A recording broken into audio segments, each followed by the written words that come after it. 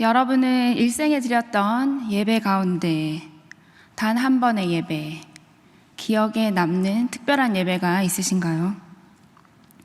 저는 일생에 드렸던 예배 중에서 2018년 9월 18일 유대인역으로는 티슈레이, 곧 7월에 해당하는 10번째 그날에 초대받아서 특별한 예배를 드리게 되었던 것을 기억합니다.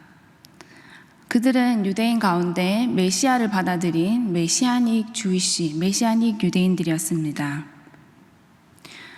달력으로 9월쯤 되면 유대인들은 로시 하샤나와 욤 키푸르가 시작되는 새해와 대속죄일을 지금도 드리고 있습니다.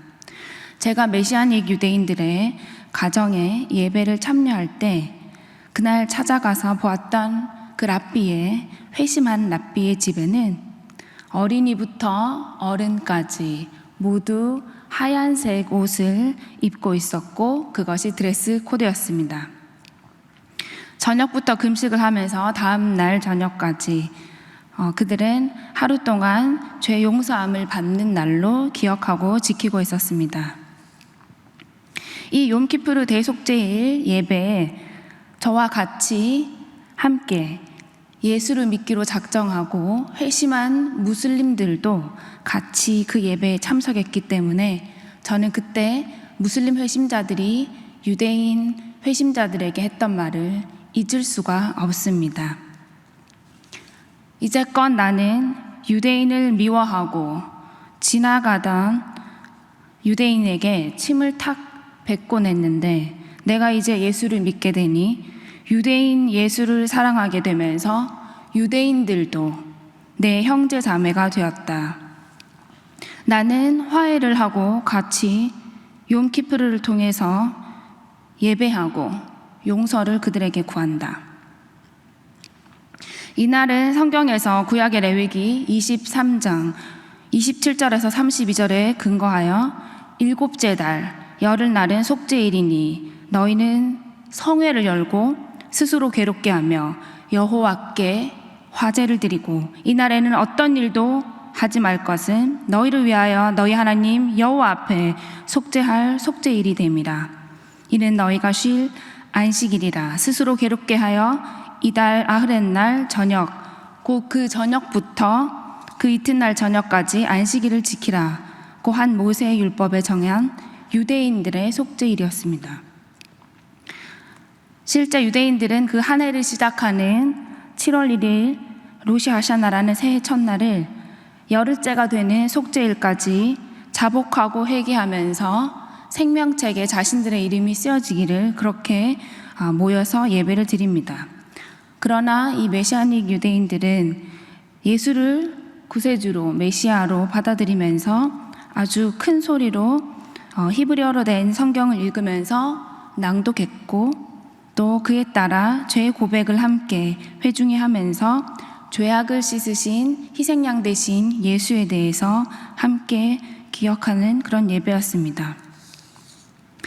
오늘 본문에 읽은 이 히브리서는 수신자가 정확하지 않습니다. 그러나 많은 학자들이 이야기하듯이 오늘날로 하면 메시아를 따르는 메시아닉 유대인들과 같이 아마도 유대교 전통에 있었다가 예수 그리스도를 믿게 된 이었을 것이라고 말하고 있습니다. 그 이유는 히브리서 내용 안에 멜기세덱의 반차를 쫓는 예수님, 곧 영원한 대제사장 되신 예수에 대한 언급이 있고 또 여러 제사에 대한 의식과 성막의 구조, 모세의 언약과 같은 유대교에서 이미 알만한 그러한 율법들에 대한 정확한 이해들이 있기 때문입니다. 무엇보다 예수님을 희생 제사로서 곧 희생양의 속죄 죽음에 대해서 설명하고 있다는 점에서 아마도 구약 성경에 매우 익숙한 유대 기독교인들이었을 것이라고 그렇게 학자들은 이야기합니다. 유대의 기독교인들은 여러분들이 사울의 이야기에서 잘 알듯이 많은 박해를 받았습니다. 그리고 예수의 신성을 인정하지 않는 유대교 안에서의 핍박이 너무 심해서 제가 만났던 이 메시아닉 유대인들도 회당에서 제명을 당하거나 여러 가정의 어려움들을 겪었습니다. 저는 유대인에서 예수 믿기로 결단하고 모인 바로 그들을 만나면서 그들에게 이런 이야기를 들은 적이 있습니다. 자신은 이제껏 한평생을 마치 반봉사로 지냈었다는 이야기였습니다. 자기가 계속해서 율법을 지켜왔지만 그것이 예수를 발견하지 못하고 지켰던 율법이어서 반쯤은 눈을 감고 봉사처럼 살았던 자신의 인생에 대해서 이야기하면서 오늘날 기독교인들이 그토록 구약에 자주 나오는 제사와 율법에 대해서 심각하게 지켜보거나 그 율법의 무게와 이스라엘의 윤리적 책임의식에 대해서 진지하게 많이 고민해 본 적이 있느냐고 물어보았습니다. 혹시 예수가 단 한 번에 드린 제사로 말미암아 너무 쉽게 그렇게 구원을 이야기하는 것은 아닌지에 대해서도 물어보았습니다. 잘 생각해 보니 어떤 면에서 그가 하는 이야기가 다 틀린 것 같지는 않다라고 생각했습니다. 그러나 저는 우리가 가지고 있는 기억은 유대인들이 가지고 있는 기억과는 분명히 다른 기억이다라고 말했습니다. 욤키푸르는 원래 욤이란 날이란 히브리의 의미이고 카파라에서 비롯되어서 속죄 곧 죄사함을 원해서 유대인들이 모이는 그러한 욤키푸르 속죄의 날입니다. 그런데 이때 대제사장을 앞세워서 대속죄일에 드리는 그 절기에는 유대인들은 율법의 희생제사를 통해서 자신의 죄가 용서받기를 원하고 자신이 야훼 앞에 죄인임을 고백하고 또 야훼 하나님 앞에 그 심판이 아닌 오직 용서만을 바라면서 죄 용서를 위해서 내 죄를 기억하며 서 있어야 하는 자리이기 때문에 영원하지 못한 제사장, 매년 드리는 이 절기를 지켜야 하는 것 아니냐고 말했습니다. 우리가 드리는 예수 보혈을 힘입고 나아가는 이 예배는 내 죄를 기억해서 이 자리에 오는 것이 아니라 아남네시스, 곧 그리스도가 최후의 만찬을 통해서 그 보이셨던 그리스도의 몸과 피를 기억하는 예배입니다. 그의 희생과 그의 십자가 용서를 기념하라 하는 예수 그리스도의 남긴 말로 우리는 죄 씻음 받고 용서받음, 예수의 십자가의 부활을 기억하기 위해서 오는 예배입니다. 성경에는 피 흘림에 대한 많은 구절들이 있습니다. 우리는 이미 예수의 십자가와 피 흘림을 지난주 성금요일과 고난주간 또 지금 부활절을 지나 함께 부활을 축하하는 자리에까지 왔습니다. 르네 지라르라고 하는 학자는 스케이프고팅, 즉 희생양이라고 하는 그 제도는 미메시스, 인류가 가지고 있는 모방적 행동을 통해서 늘 사회에 희생양을 만들어내고 고통을 가져와 그것이 사회의 분쟁을 소멸하는 역할을 해왔다고 했습니다. 그러나 아무 죄도 없는 예수의 그 희생은 다른 동물의 희생과 다른 소외된 사람들의 희생과는 다른 오직 예수 그리스도만이 드릴 수 있는 무고하고 완전한 희생양의 피 흘림이었습니다. 그분의 고통은 예수를 통한 이 피조물의 구원과 더 이상 동물 제사 혹은 인신 제사, 종족 간의 분쟁, 민족 간의 전쟁이나 제노사이드와 같은 그러한 보복을 종식하기 위해 화해와 평화로 이 땅 가운데 진정한 구원을 주시기 위한 고난의 짐을 짊어지시는 희생양이었던 것입니다. 하나님은 우리에게 더 이상 피 흘림이 있는 제사, 번제나 속죄제 혹은 속건제나 화목제에 대해서 우리에게 바치라고 요구하지 않습니다. 그것은 오늘 본문에 읽은 대로 한 번 드려 유효한 영원한 제사, 곧 단 한 번의 드림으로 모든 죄가 용서함 받고 우리가 영원히 온전케 되었음을 믿어야 하기 때문입니다. 오늘 제가 단 한 번의 예배라고 쓴 이유는 이것이 양의 피나 혹은 다른 죽음의 피를 흘려서 죽음을 부르는 희생이 아니라 로마서 12장 1절에 너희 몸을 하나님이 기뻐하시는 거룩한 산 제물로 드려야 그 산몸으로 드리는 너희의 영적 예배라 한 것에 대한 기억 때문입니다. 우리는 살아서 부활하신 예수를 믿기에 영원히 죽지 않고 우리가 드리는 하나님에 대한 예배는 늘 산몸으로 예수의 부활을 믿고 의지하도록 드려지는 예배입니다. 더 이상 이 피 흘림, 제바흐의 제사는 유대인뿐 아니라 어떤 이들에게도 모든 인류에게도 예수의 단 한 번의 제사로 필요가 없습니다. 이번 4월달을 보내면서 무슬림들이 라마단 기간을 보내고 있는 것을 기억합니다. 이슬람력으로 9번째 신성한 달이라고 여겨지는 라마단, 사하다, 곧 지하드의 근간이 되는 이 사하다를 하면서 자신과의 투쟁과 고난, 자기 스스로 더 나은 무슬림이 되기 위해서 수차례 반복해서 무슬림들은 이 시간에도 해가 떠 있는 낮에 금식할 뿐 아니라 침조차 삼키지 않고 그렇게 훈련하고 있습니다.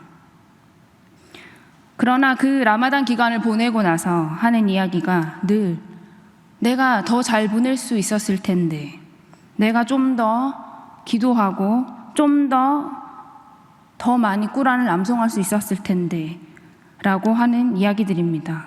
심지어 무슬림들은 자신들이 굶고 배고프기 때문에 이 낮 동안 외국인들이 밥을 먹거나 하는 행동을 통해 분노하면 범죄가 일어나거나 또한 시비를 거는 사건들도 라마단 기간에 일어납니다. 많은 예배를 드리고도 참 용서의 확신이 없는 예배, 죽을 몸을 산 몸으로 단 한 번의 제사를 드리신 예수 그리스도가 없는 예배, 예수 그리스도의 희생이 없는 예배를 그들은 드리고 있다는 것을 알지 못합니다. 욤키푸르는 두 가지 제물 가운데 하나를 선택받는 거기서 시작되었는데, 아브라함이 창세기 22장에 자기 귀한 아들을 드렸을 때 하나님은 어린 양을 준비하셨고, 아벨과 또 가인이 제물을 준비했을 때 하나님은 아벨의 제물을 받으셨고, 십자가 앞에서 바라바, 즉 죄인의 대표인 바라바를 죽일 수 있었지만 의인인 하나님께서 기뻐하시고 온 인류를 구원하기 위한 예수 그리스도 희생양, 바로 그 희생양 예수만 예배에서 받아들여졌습니다. 그렇다면 오늘 이 시간에 우리는 우리의 예배가 어떠한 의미를 가지는가 생각해 볼 필요가 있습니다. 우리의 예배가 아직도 완성되지 못한, 조금 더 잘 드려야 할 것 같은, 반복해서 드리는 이유가 마치 무언가를 채우기 위해서, 더 나은 제사를 우리가 드리기 위해서 오는 것이라면 그것은 바른 마음이 아닐 것입니다. 이미 단번에 마치신 한 번의 제사로 인해서 온전해진 바로 예레미야 33장을 기억하여 오늘 히브리서에서 저자가 말하는 것 같은 죄가 아닌 새로운 언약을 기억하고 이미 한 몸을 주셔서 우리 가운데 새 언약과 새 관계, 새 소망을 주신 하나님께 감사함으로 나오는 예배가 진정한 예배란 말입니다. 내가 다시는 너의 죄와 너의 불법을 기억하지 않겠다. 이것이 바로 새로운 언약에 대한 관계이며 선포입니다.